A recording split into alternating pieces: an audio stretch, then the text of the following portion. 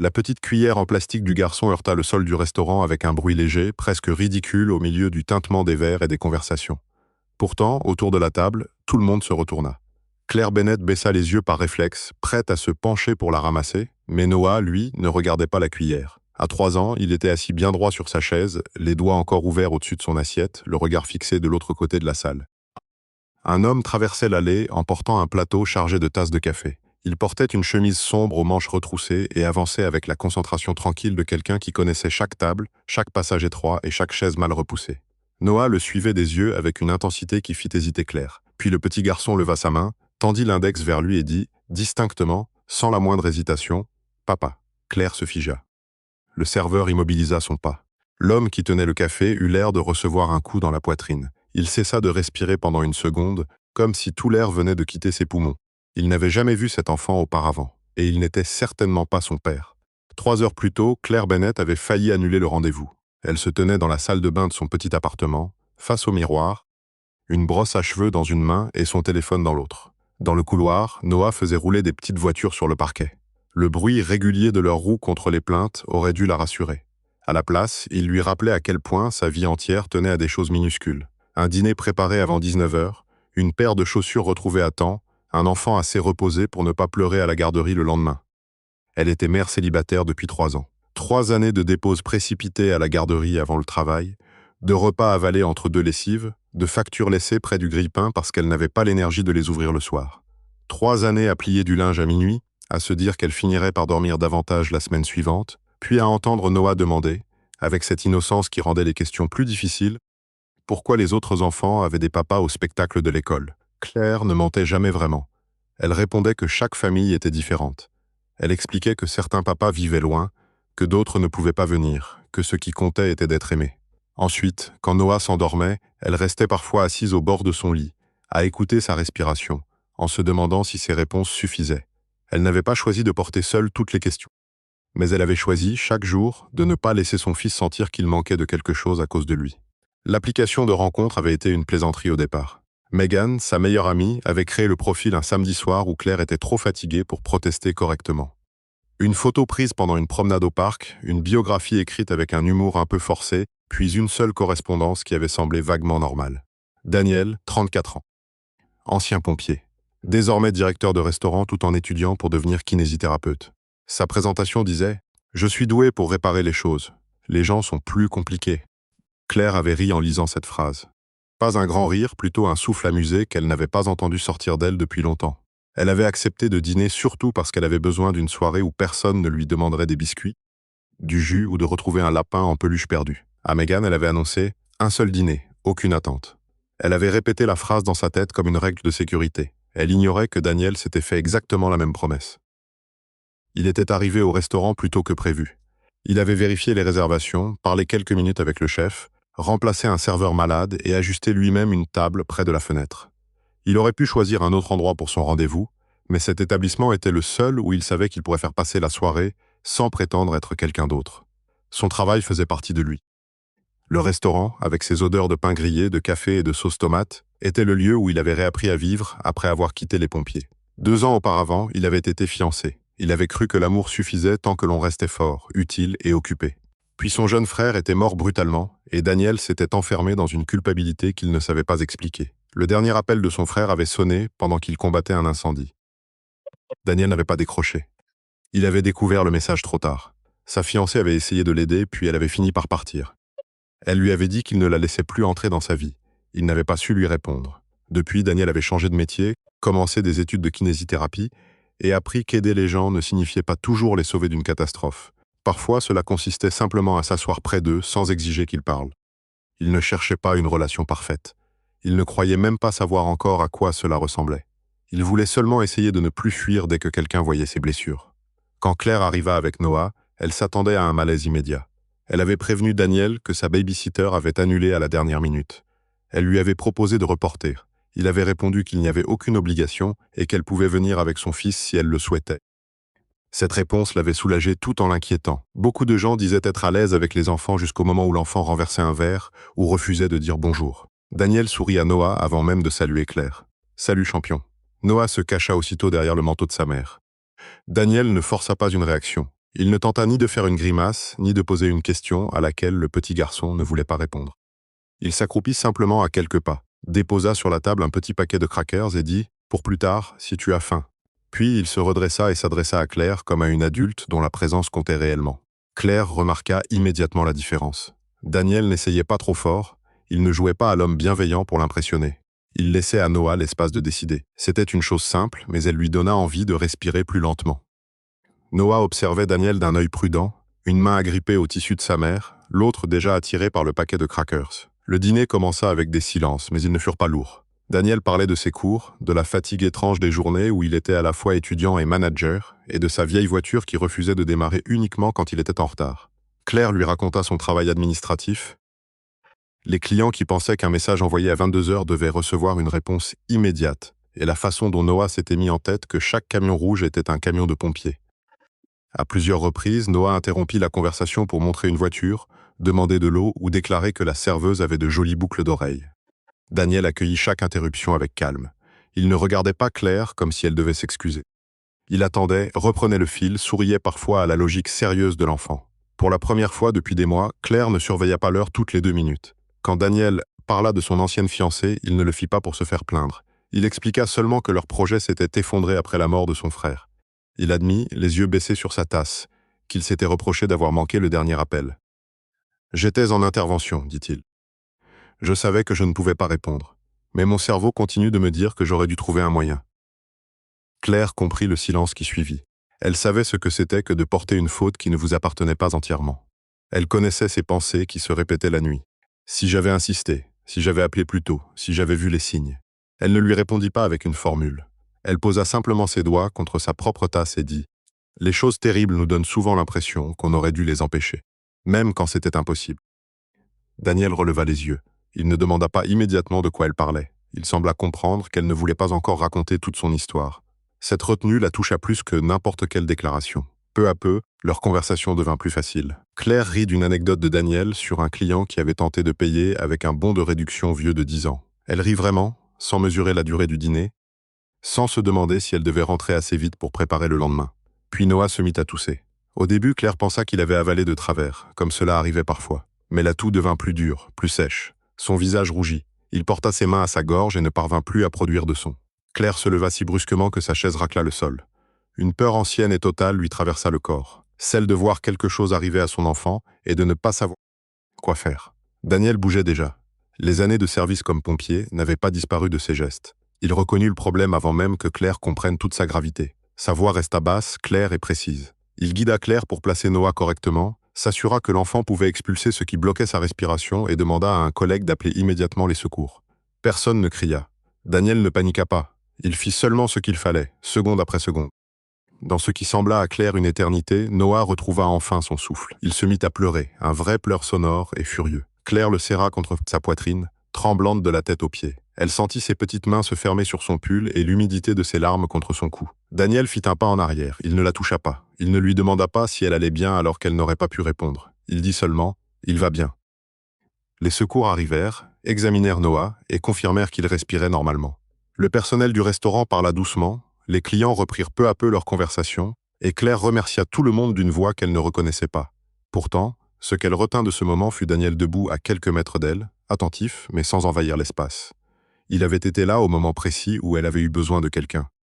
Puis il avait compris que ce n'était pas son rôle de prendre toute la place. Ce fut la première fois que Claire le regarda autrement. La soirée aurait pu s'arrêter là. Ils auraient pu se dire au revoir avec la maladresse de 2 personnes qui venaient de vivre quelque chose de trop intense pour un premier rendez-vous. Mais en quittant le restaurant, Daniel aperçut le lapin en peluche de Noah sous la table. Il se pencha, le ramassa et le tendit à l'enfant. Noah tendit les bras, prit le lapin contre lui, puis regarda Daniel pendant plusieurs longues secondes. Il posa alors une main sur la manche de Daniel. « Papa ». Claire se figea de nouveau. Daniel eut un sourire embarrassé, presque triste. « Non, champion », répondit-il doucement. Noah fronça les sourcils, comme s'il refusait d'admettre que le monde ne suivait pas son idée. Claire sentit la honte lui monter au visage. « Je suis désolé », dit-elle. Ces derniers temps, il pose beaucoup de questions sur son père. Daniel hocha la tête. Pourtant, quelque chose changea dans son expression. Il regarda Noah une nouvelle fois. Ce n'était ni un regard romantique, ni un regard méfiant. C'était presque douloureux, comme si un souvenir qu'il croyait enfoui venait de se réveiller. Après un moment, il demanda à voix basse « Est-ce qu'il connaît son père ?» Claire secoua la tête. « Non. » Daniel ne posa pas d'autres questions. Il leur ouvrit la porte, les regarda rejoindre la voiture et resta un instant sur le trottoir, le plateau de café oublié dans son esprit. Il se répétait le nom de Claire Bennett sans savoir pourquoi il lui semblait familier. Il avait entendu beaucoup de noms au cours de ses années de service. Des noms criés dans le chaos, inscrits sur des fiches, prononcés par des proches terrifiés. Mais celui-là ne voulait pas le quitter. Le lendemain matin, Claire reçut un message de la maternelle de Noah.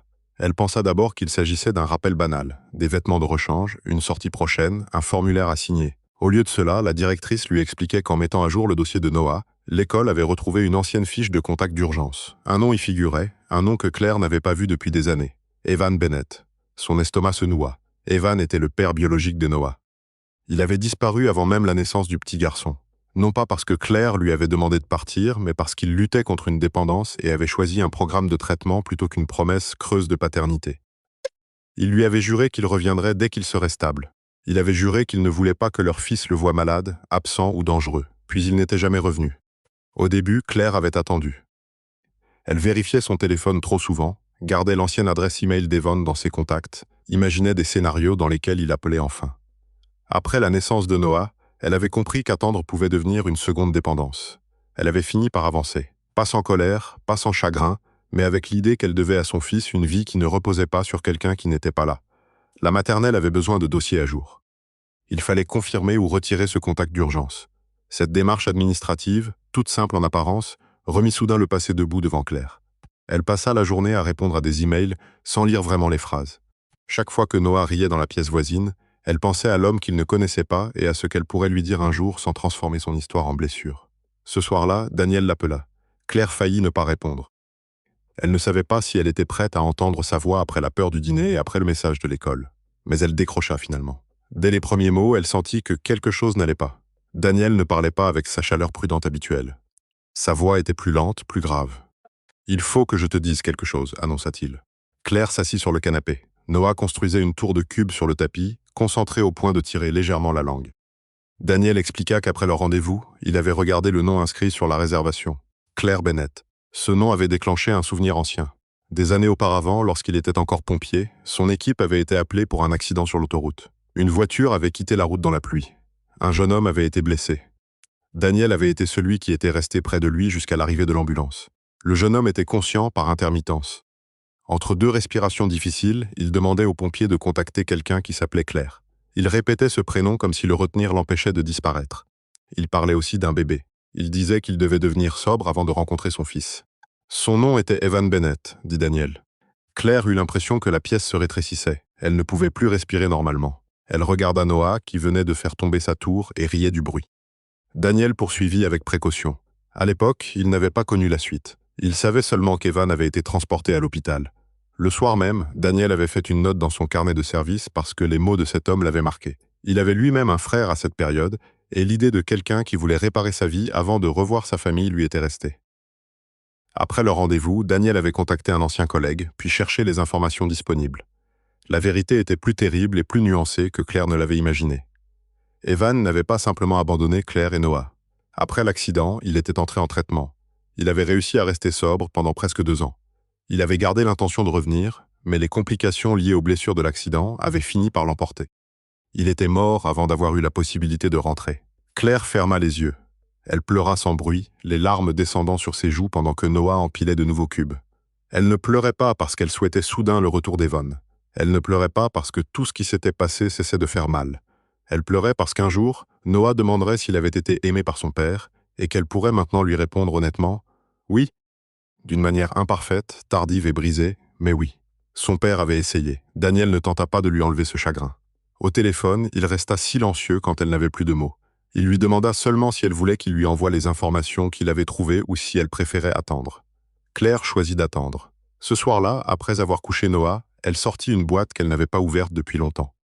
Elle y gardait une photo d'Evan plus jeune, quelques lettres et un bracelet d'hôpital qu'il avait laissé dans une vieille veste. Elle ne voulait pas faire de lui un héros qu'il n'avait jamais été. Elle ne voulait pas effacer les mois où elle avait attendu seule, les nuits où Noah avait eu de la fièvre, les anniversaires où aucune carte n'était arrivée. Mais elle comprit qu'elle pouvait raconter à son fils une vérité plus entière. Evan avait été un homme malade qui avait fait des erreurs. Il avait aussi été un homme qui avait tenté de changer. Ces deux choses pouvaient être vraies à la fois. Les semaines passèrent. Claire et Daniel ne se précipitèrent pas dans une relation. Il n'y eut pas de grandes déclarations ni de gestes conçus pour tout résoudre. À la place, Daniel devint quelqu'un que Noah apprit à connaître avec une lenteur rassurante. Il passa un samedi matin à réparer la roue détachée du camion jouet préféré du petit garçon. Il ne prétendit pas que c'était une opération compliquée. Il demanda à Noah de lui tenir une petite vis et le félicita quand il le fit sérieusement. Il assista au spectacle d'art de la maternelle, où Noah présenta une peinture pleine de traits bleus et oranges en annonçant qu'il s'agissait d'un dragon-pompier. Daniel applaudit avec les autres parents. Claire le vit debout au fond de la salle, sans chercher à se placer près d'elle ni à prendre des photos comme s'il voulait revendiquer quoi que ce soit. Il était seulement présent. Et cette présence, discrète mais constante, commença à compter. Une autre fois, Noah fit une colère au milieu du salon parce qu'il refusait de mettre ses chaussures. Claire, épuisée par une semaine de travail et de nuits courtes, sentit son propre calme lui échapper. Daniel s'assit par terre à quelques pas de l'enfant. Il ne lui dit pas d'arrêter de pleurer. Il ne tenta pas de le distraire avec un écran ou une promesse. Il attendit. Après plusieurs minutes, Noah se rapprocha de lui tout seul, le visage encore mouillé. « Tu es fâché parce que tu voulais les chaussures rouges », lui dit Daniel. Noah hocha la tête. « Les rouges sont dans le lavage, c'est décevant. » Noah réfléchit à cette reconnaissance comme si personne ne lui avait jamais donné le droit d'être déçu. Puis il choisit les chaussures bleues.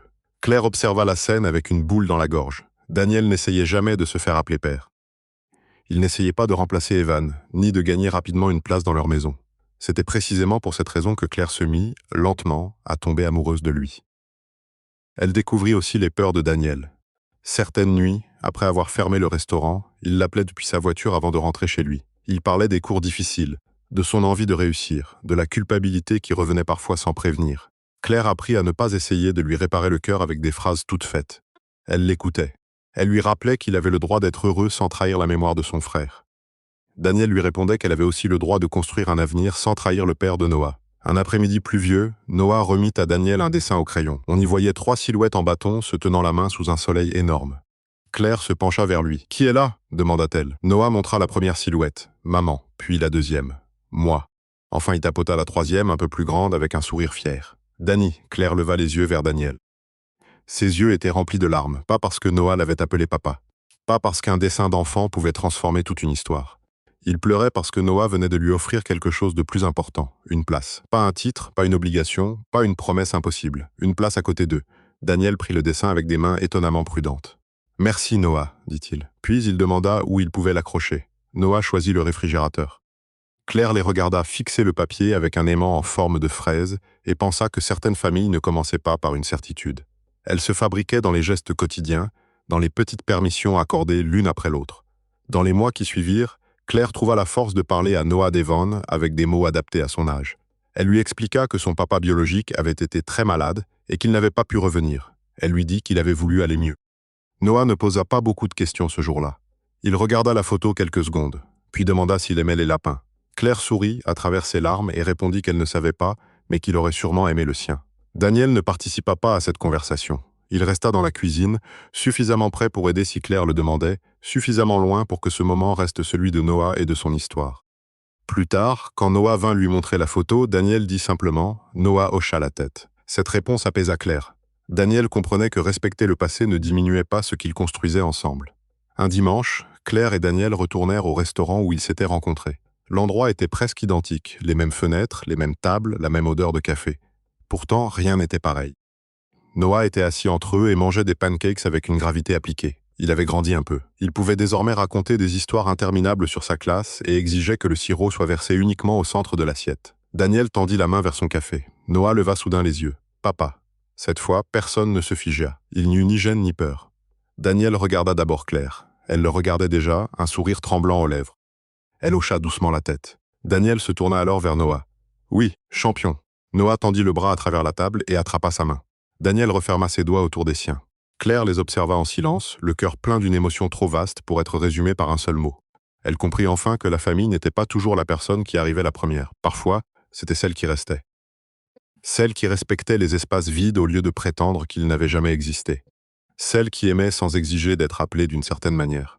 Daniel n'était pas entré dans leur vie pour effacer Evan. Il était entré dans leur vie et les avait aidés à comprendre que l'amour ne devait pas remplacer le passé. Ils pouvaient l'honorer, reconnaître ses blessures, puis bâtir quelque chose de nouveau. La première fois que Noah avait prononcé ce mot dans le restaurant, personne n'avait compris ce qu'il voyait. Mais peut-être que les enfants reconnaissent parfois une sécurité avant que les adultes osent lui donner un nom. Ce qu'aucun des trois n'aurait pu expliquer ce dimanche-là, c'était le chemin patient qui les avait conduits jusqu'à cette table. Après le dessin accroché au réfrigérateur, rien n'était devenu magique du jour au lendemain. Claire avait même eu peur de se laisser aller à croire que cela pourrait durer. Elle avait connu trop de promesses prononcées avec sincérité au début et oublié lorsque la vie devenait compliquée. Alors elle observa Daniel, non pas comme on cherche une faute, mais comme on attend de voir si une présence est capable de survivre aux jours ordinaires. Les jours ordinaires arrivèrent très vite. Il y eut un lundi où Noah se réveilla avec de la fièvre et où Claire dut appeler son responsable avant l'aube pour annoncer qu'elle ne pourrait pas venir. Il y eut une lessive oubliée dans la machine, une facture d'électricité qui augmentait sans prévenir et une réunion scolaire programmée exactement le même soir qu'un examen de Daniel. Il y eut des journées où Claire n'avait envie de parler à personne et des soirs où Daniel sortait de son cours avec l'impression d'être trop vieux pour recommencer des études. Daniel n'arrivait pas avec des solutions parfaites. Il demandait ce dont Claire avait besoin. Parfois, sa réponse était simplement « Rien, juste que tu ne m'en veuilles pas si je suis épuisé ». Il répondait qu'il ne lui en voulait pas. Lorsqu'elle devait rester à la maison avec Noah malade, il déposait devant sa porte une soupe, des compotes et le paquet de crackers préféré de l'enfant. Il ne sonnait pas longtemps, il ne demandait pas à entrer. Il envoyait seulement un message « Je suis là si tu as besoin de quoi que ce soit ». Ce geste simple eut plus de valeur pour Claire que les bouquets de fleurs qu'elle avait reçus autrefois. Il ne cherchait pas à transformer sa fatigue en occasion romantique. Il respectait le fait qu'elle était une mère qui devait parfois fermer la porte et ne s'occuper que de son enfant. Noah demanda un jour pourquoi Danny ne venait pas jouer avec lui. Claire répondit qu'on ne rendait pas visite aux gens quand on risquait de leur transmettre des microbes. Noah réfléchit, puis posa une compote près de la porte pour Danny. Daniel la trouva en repartant et envoya une photo avec un cœur dessiné sur l'étiquette. Lorsque Noah fut remis, Daniel les emmena au parc. Il avait apporté un ballon, des lingettes, une bouteille d'eau et, à la grande surprise de Claire, une petite trousse de premier secours. « Vieille habitude », dit-il en haussant les épaules. Noah courut vers les jeux et revint presque aussitôt avec un genou éraflé. Avant que Claire puisse se pencher, Daniel s'accroupit près de lui, mais il demanda d'abord « Tu veux que je regarde ou tu préfères maman ?» Noah choisit Daniel. Celui-ci nettoya délicatement la petite égratignure et plaça un pansement décoré d'une fusée. Il ne fit pas semblant que cela ne faisait pas mal. Il expliqua qu'une éraflure pouvait piquer un peu et que pleurer n'était pas honteux. Noah pleura quelques secondes, puis observa sa fusée avec sérieux. Claire sentit une gratitude immense, mêlée à une peur plus discrète, celle de s'attacher à quelqu'un qui devenait si bon avec son fils. Le soir, une fois Noah endormi, elle dit à Daniel qu'elle ne voulait pas qu'il se sente obligé de prendre une responsabilité qui n'était pas la sienne. Daniel resta silencieux avant de répondre. Il lui expliqua qu'il ne confondait pas être présent avec faire des promesses qu'il ne pourrait pas tenir. Il ne voulait pas voler une place à Evan. Il ne voulait pas non plus jouer un rôle pour gagner le cœur de Claire. « Je tiens à vous deux, dit-il, et je veux faire les choses correctement. Même si correctement est plus lent que ce que les gens imaginent. » Claire sourit, mais cette phrase la suivit longtemps. Elle se rendit compte que la lenteur n'était pas un manque de passion. C'était parfois une forme de respect. Elle avait passé des années à avancer trop vite parce qu'elle n'avait pas le choix, se lever, travailler, décider, consoler, recommencer. Avec Daniel, elle découvrait qu'elle pouvait laisser certaines choses prendre le temps de devenir solides. Quelques jours plus tard, Daniel lui montra l'ancien carnet où il gardait certaines notes de ses interventions de pompier. Il ne l'avait jamais ouvert devant quelqu'un depuis la mort de son frère. Les pages n'étaient pas des dossiers officiels, seulement de brefs souvenirs écrits pour ne pas laisser les visages se dissoudre complètement dans les années. Au milieu du carnet, il avait retrouvé la date de l'accident d'Evon, la mention de la pluie, du véhicule blanc et cette phrase « Claire, bébé, je dois devenir propre ». Claire lut ces mots sans les toucher tout de suite. Elle eut envie de détester Evan pour tout ce qu'elle avait porté seule. Elle eut aussi envie de remercier l'homme qu'il avait essayé de devenir. Les deux émotions se heurtaient en elle. Daniel ne lui demanda pas de choisir l'une contre l'autre. Il lui proposa de faire une copie de la page, pour Noah, lorsqu'il serait assez grand. Claire accepta. Elle glissa plus tard cette copie dans la boîte où elle gardait la photo et les lettres. Ce n'était pas une preuve qui réparait tout, mais c'était une preuve que son fils n'avait pas été oublié. Cette découverte changea également Daniel. Pendant des années, il avait réduit sa propre histoire à un seul appel manqué. Il avait laissé ce moment décider de la manière dont il se jugeait. En aidant Claire à comprendre l'histoire d'Evan, il commença à comprendre que l'amour de son frère n'avait pas disparu parce qu'il n'avait pas décroché ce téléphone. La culpabilité était tenace, mais elle n'était pas la seule vérité. Il parla enfin de son frère à Claire, de son rire trop fort, de sa manière de brûler les pattes, de son habitude d'envoyer des photos ridicules au milieu de la nuit. Claire écouta ces histoires comme on reçoit quelque chose de fragile. Elle ne connaissait pas ce frère, mais elle comprit que Daniel ne voulait pas oublier. Elle lui dit que s'il devenait kinésithérapeute, ce ne serait pas pour expier son passé. Ce serait parce qu'il avait toujours voulu aider les gens à retrouver du mouvement, de la confiance et une vie plus vaste après une blessure. Daniel la regarda longtemps. Il avoua qu'il n'avait jamais formulé cela ainsi. « Peut-être que je peux avancer sans laisser quelqu'un derrière », murmura-t-il. Au restaurant, ses collègues remarquèrent son changement avant qu'il ne le reconnaisse lui-même. Daniel riait davantage. Il parlait parfois de Noah sans détourner immédiatement la conversation. Il affichait le dessin des 3 silhouettes dans son casier, à côté de son planning de cours. Une serveuse lui demanda un jour si le garçon était son fils. Daniel répondit, après une seconde de réflexion, « C'est un enfant très important pour moi ». Cette réponse était exacte et suffisante. Claire eut aussi ses moments de recul. Une amie lui demanda si elle n'allait pas trop vite en laissant Daniel se rapprocher de Noah. La question était légitime et Claire se la posa elle-même. Elle répondit qu'elle ne savait pas encore où leur relation les mènerait, mais qu'elle surveillait ce qui comptait. Daniel ne franchissait pas les limites, ne faisait pas de promesses à Noah sans en parler avec elle, et ne se vexait jamais quand elle choisissait de donner priorité à son fils. Son amie hocha la tête. « Alors continue à regarder les actes », lui conseilla-t-elle. Claire avait déjà décidé de le faire. Les actes se répétèrent. Daniel arriva au spectacle de Noël de la maternelle avec 10 minutes d'avance, même après avoir travaillé tard. Il resta au fond de la salle pour ne pas gêner les parents qui avaient réservé des places. Noah le repéra immédiatement et agita la main si fort que son bonnet glissa sur ses yeux. Quand vint le moment de chanter, il oublia les paroles, observa Daniel, puis recommença à sourire. Claire enregistra une courte vidéo. En la regardant plus tard, elle vit Daniel essuyer discrètement une larme. Il y eut aussi une soirée moins douce. Noah, contrarié après avoir entendu un camarade parler de son père, demanda brusquement à Claire pourquoi son vrai papa n'était jamais venu le chercher. Les mots la blessèrent, même si elle savait qu'il ne cherchait pas à la blesser. Daniel était dans la cuisine. Il s'arrêta aussitôt mais ne s'approcha pas. Claire s'assit près de Noah et lui répéta ce qu'elle savait. Son père biologique l'aimait, il avait été malade et il n'avait pas pu revenir. Noah demanda alors si Danny était un vrai papa. Claire ne répondit pas à sa place. Daniel s'accroupit à quelques mètres, la voix tremblante mais calme. Il dit à Noah qu'il n'avait pas besoin de choisir entre les gens qu'il aimait. Il avait un papa biologique qui ferait toujours partie de son histoire. Et il avait Daniel qui voulait être là pour lui, l'écouter, l'aider et l'aimer, si Noah le souhaitait. « Tu n'as pas besoin de m'appeler d'une façon particulière », ajouta-t-il. « Tu peux m'appeler Danny aussi longtemps que tu veux. » Noah garda le silence, puis demanda si Daniel viendrait au parc le lendemain. Daniel répondit oui. Pour un enfant de 3 ans, cette réponse comptait plus qu'une explication longue. Pour Claire, elle révéla exactement la nature de l'amour de Daniel. Il n'essayait pas de conquérir un titre, il choisissait de rester disponible. Au fil des mois, Noah apprit à attendre Daniel le mercredi, jour où ses cours finissaient plus tôt. Il fabriquait des rampes pour les voitures jouets avec des boîtes en carton.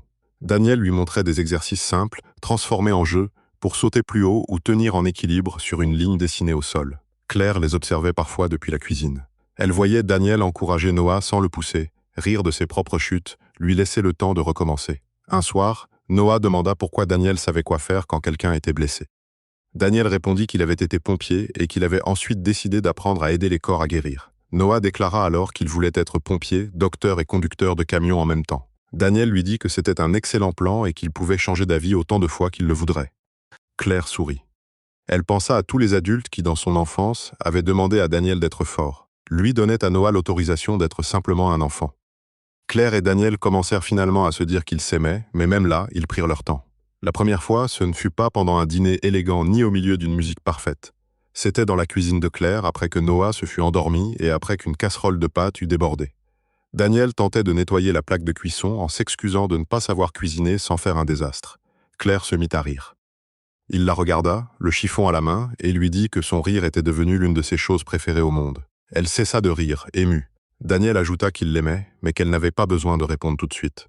Claire lui répondit pourtant. Elle lui dit qu'elle l'aimait aussi, et qu'elle avait peur de l'aimer précisément parce que cela lui semblait réel. Daniel posa son front contre le sien. « On peut avoir peur et continuer quand même », dit-il. Cette phrase devint une petite règle entre eux. Ils célébrèrent les réussites modestes. Daniel réussit un examen particulièrement difficile et Noah lui offrit une médaille en papier découpé de travers. Claire obtint une augmentation, pas assez importante pour résoudre tous les soucis, mais assez pour qu'elle puisse respirer un peu. Ils allèrent manger une pizza pour fêter cela. Noah insista pour que Daniel porte la médaille pendant tout le repas.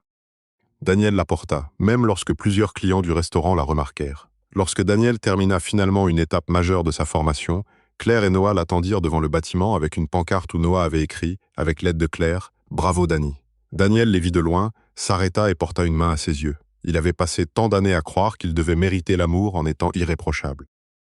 Devant cette pancarte bancale et ces 2 visages heureux, il comprit qu'il pouvait être aimé pendant qu'il apprenait encore. Ils parlèrent aussi de l'avenir, avec précaution. Pas de mariage précipité, pas de promesses inventées pour faire taire les doutes. Daniel dit qu'il voulait un jour vivre avec eux, mais seulement quand Claire et Noah se sentiraient prêts. Claire répondit qu'elle ne voulait plus prendre de décision par peur de perdre quelqu'un. Elle voulait choisir une vie qui leur ressemblait. Ils se donnèrent le droit de construire lentement, des tiroirs pour les affaires de Daniel, une clé sans obligation, des vacances courtes, des habitudes qui prenaient racine. La première fois que Daniel resta seul avec Noah pendant que Claire travaillait tard, elle envoya plusieurs messages pour vérifier que tout allait bien. Daniel répondit avec une photo de Noah endormi sur le canapé, son lapin posé sur le ventre, un livre ouvert à côté de lui. « Nous avons lu l'histoire 3 fois. Il m'a corrigé à chaque page », écrivit-il. Claire sentit une tendresse calme se répandre en elle. Elle n'était pas en train de perdre son fils au profit de Daniel. Elle lui offrait une personne de plus sur qui compter. À leur retour au restaurant, ce fut cette accumulation de petits choix qui rendit le mot de Noah différent. Il n'était plus lancé vers un inconnu portant un plateau de café. Il venait de toutes les fois où Daniel avait réparé une roue, attendu pendant une colère, respecté une photo, assisté à un spectacle, appelé après une longue journée et tenu une petite main quand on le lui offrait. Quand Daniel répondit « Oui, champion », il ne prétendit pas effacer ce qui avait précédé. Il accepta seulement l'amour tel qu'il leur était donné. Et parfois, le mot le plus inattendu dans la bouche d'un enfant n'est pas une erreur. Parfois, c'est un aperçu de la famille que votre cœur apprend encore à reconnaître. Car être père ne signifie pas toujours partager le sang d'un enfant. Parfois, cela signifie être la personne qui continue de venir, qui écoute, qui protège sans posséder, et qui reste quand rester devient le plus grand acte d'amour. Claire garda cette image en elle. Noah entre eux, les doigts serrés autour de ceux de Daniel, le café qui refroidissait sur la table et la lumière du matin sur les vitres. Rien n'avait effacé les absences, ni les blessures, ni les années difficiles. Mais leur histoire ne se résumait plus à ce qui avait manqué. Elle parlait aussi de ce qui avait été choisi, jour après jour, avec patience, honnêteté et courage.